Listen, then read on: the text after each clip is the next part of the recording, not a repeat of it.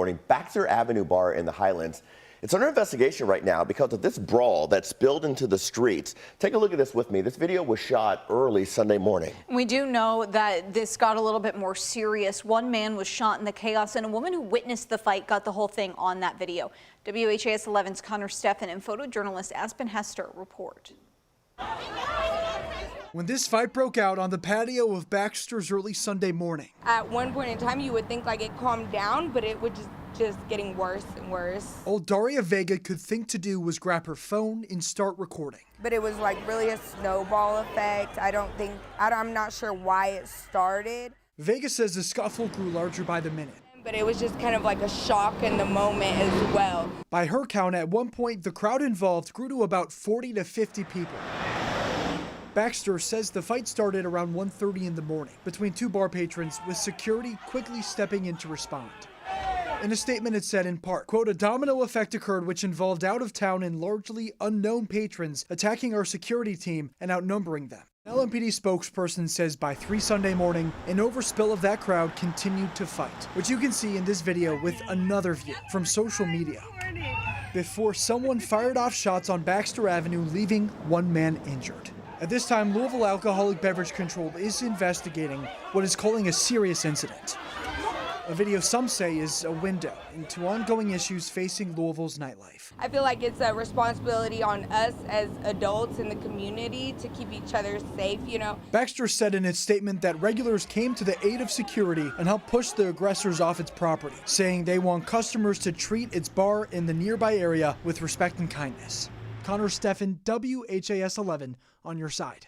And in a statement sent to WHAS 11, the councilperson for that area, Ben Reno Weber, told us the epidemic of violence in our city demands an immediate response, but it also demands a long-term investment in the root causes of violence that goes beyond just lip service. Happening today, there is another court hearing for Jamarcus Glover, a key figure in the Breonna Taylor case. He was expected in court last week on drug trafficking charges, but he didn't show up. Now the Commonwealth's attorney is moving to revoke his probation.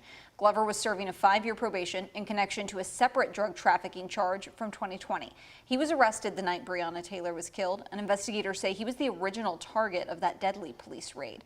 Then last month, you'll remember St. Matthews police arrested Glover on September the 30th. He's accused of using kids under the age of 18 to help transport and sell drugs like heroin and fentanyl. Glover posted the $20,000 bond and was released. Then after he failed to appear in court last Wednesday, a warrant was issued for his arrest. Louisville Metro Police have identified the cyclist killed after a hit and run in Okolona. Police say 44-year-old Nicholas Walker was biking on the outer loop late at night last month when he was hit by a car. That car drove away. As Walker was getting up, a second car hit him, which police believe is what killed him. The second car did stay at the scene. If you have any information about this, you're urged to call the police tip line at 574 LMPD. We're turning now to national news, the conflict in Israel. Take a look at this new video in overnight of multiple explosions hitting Gaza as the country continues to launch airstrikes against Hamas. The Israeli government has formally declared war after the Palestinian militant group's surprise attack, the most significant escalation of tensions in years. Israel Defense Forces say at least 700 people have been killed and more than 2,000 hurt. This morning, we know at least 4 Americans are among the dead, and others are believed to have been taken into Gaza as hostages. During the attack, Hamas fired a barrage of more than 2,000 rockets from the neighboring Gaza Strip. One of its first targets was a music festival where almost 300 people were killed. You can't look back because you only see like people down. So you just keep running because you realize that if you don't keep running, then you don't go back home. Residents from Nelson County on a Holy Land tour is now stranded in Israel. In a statement posted to Facebook, the Bardstown, Kentucky mayor said members of Kentucky's delegation are working with the Pentagon and the U.S. Embassy to get them back safely.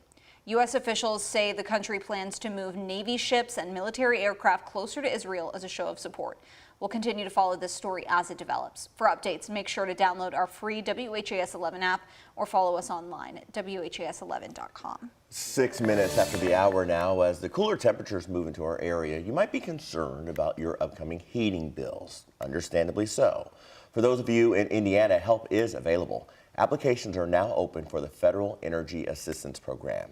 You'll be able to receive a one-time payment that can be split between electric and gas bills. To be eligible, your income can't exceed $29,000 a year. For a family of 4, that number is $57,000 annually. To apply, you have to have proof of a social security number, a photo ID, and employment record for anyone in the house over 18. You can apply in person, by mail, online at in.gov/IHCD.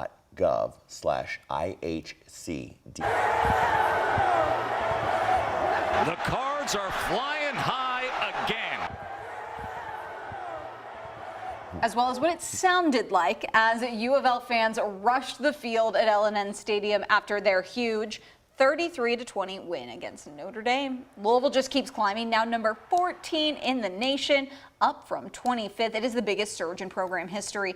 And this coming Saturday, the Cards are going to try and keep it going. They're hitting the road to face the Pitt Panthers. Road trip. That was a wild night. It was really, I was not in town, but it was really amazing to see all the videos coming out after, and all of the Louisville people who showed up to go to that game and support was really awesome. Yeah, support. It looked like a Red Sea when they rushed the field. Those celebrations continued off the field, too. We're going to talk about some of those coming up in the next 15 minutes.